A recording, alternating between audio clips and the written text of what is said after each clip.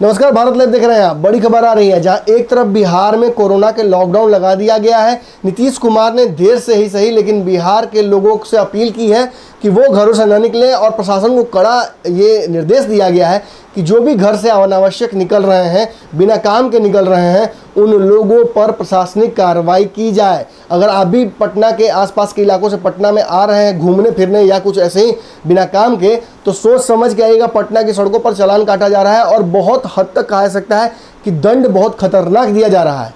ऐसी परिस्थितियों में एक बड़ा सवाल यहाँ खड़ा होता है कि नीतीश कुमार ने आखिर इतना देर क्यों लगाया लॉकडाउन लगाने में, जब परिस्थितियां कंट्रोल की जा सकती थी।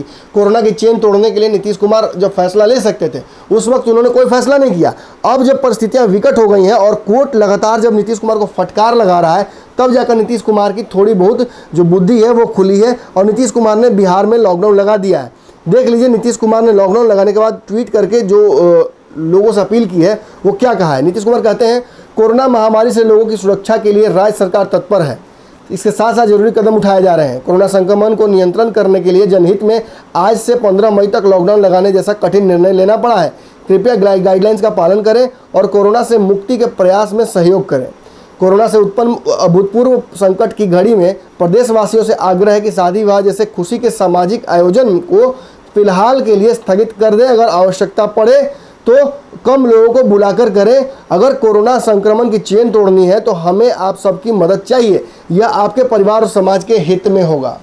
नीतीश कुमार ने साफ तौर पर अपनी तरफ से पल्ला झाड़ लिया है। फिर उन्होंने लॉकडाउन जरूर लगा दिया है, लेकिन इसके पीछे जो सियासत हुई है आपको अच्छे से पता होगी। कैसे भाजपा के संजय जायसवाल ने जब सर्वदलीय बैठक की तब ये कहा था कि बिहार में वीकेंड कर्फ्यू से शुरुआत करके और कम संपूर्ण लॉकडाउन की तरफ बढ़ना चाहिए। 40,000 के आसपास केसेस हैं, ये बढ़ेंगे नहीं, चेन टूट जाएगी। लेकिन आज हम जिस जगह खड़े हैं यहाँ सेफली कहा जा सकता है कि 1 लाख से ऊपर बिहार में कोरोना के केसेस हो गए हैं। डेली 12 से 15,000 लोग पॉजिटिव आ रहे हैं सरकारी आंकड़ों के हिसाब से, और जानकार बता रहे हैं कि ये आंकड़े लगभग 4 गुना 5 गुना ज़्यादा हैं। और जो मौत के आंकड़े हैं उन्होंने तो कहीं ना कहीं सारे रिकॉर्ड को ध्वस्त कर दिया है। रोज लगभग 100 के आसपास लोग कोरोना से बिहार में सरकारी आंकड़ों के मुताबिक मर रहे हैं, और इसमें भी कहीं ना कहीं जो विशेषज्ञों की राय है वो 5 गुना ज़्यादा होने की बात कही जा रही है।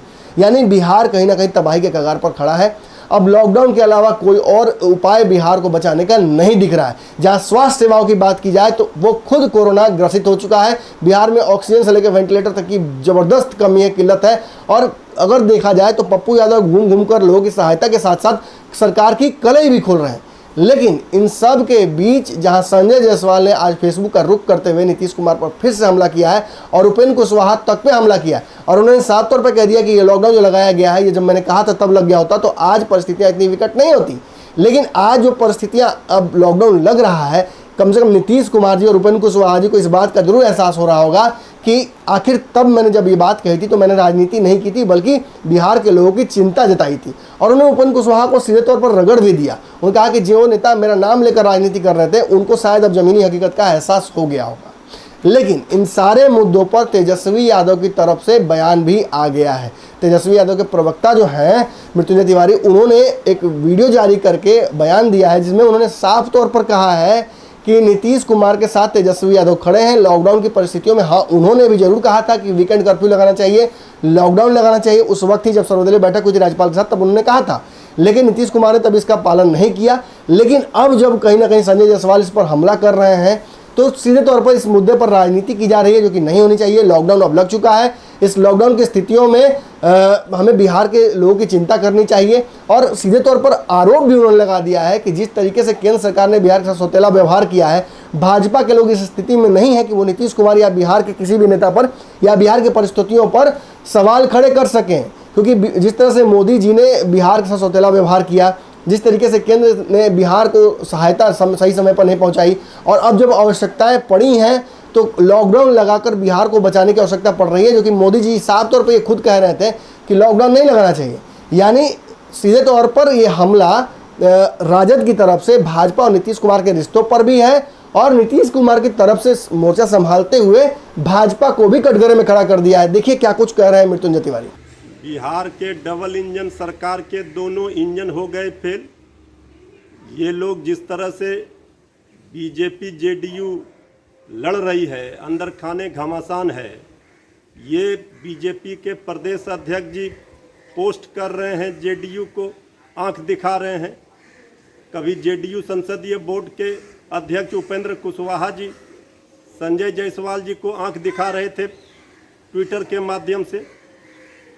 बीजेपी को ये बताना चाहिए, माननीय प्रदेश अध्यक्ष संजय जायसवाल जी को, केंद्र से कितना सहायता मदद मिल रहा है इस संकट काल में बिहार को, ये नहीं बता रहे।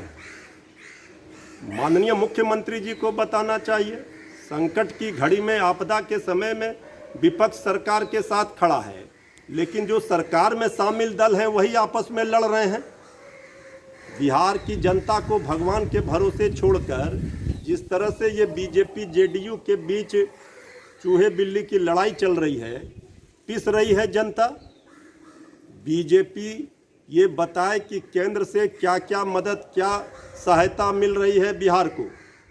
और आदरणीय मुख्यमंत्री जी को भी ये बताना चाहिए, कुर्सी के खातिर आप एक हो करके सत्ता का मलाई मेवा खा रहे हैं और बिहार की जनता चारों ओर से परेशान है, त्राहिमाम कर रही है, हाहाकार मचा है, असंख्य चिताएं जल रही हैं, चीख पुकार सुनाई पड़ रहा है और ये सरकार में बैठे लोग आपस में लड़ रहे हैं।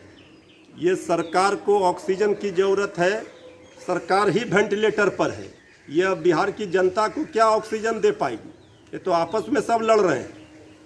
अगर ये वीडियो पसंद आई और वह बिहार के राजनीति और बिहारियत से सरोकार रखेनी तो सब्सक्राइब बटन दबा के चैनल के सब्सक्राइब कर ली। ओजे एगो घंटी बा, ओकरा बटन दबा देला से कुल सटीक और मारक खबर रुआ मुफ्त में मिल जाई। अगर रुआ पत्रकारिता के हमनी के नया प्रयोग में सहयोग कर चाहतानी तो ज्वाइन बटन दबा दी। पेटीएम नंबर नोट कर ली 9386816700। धन्यवाद।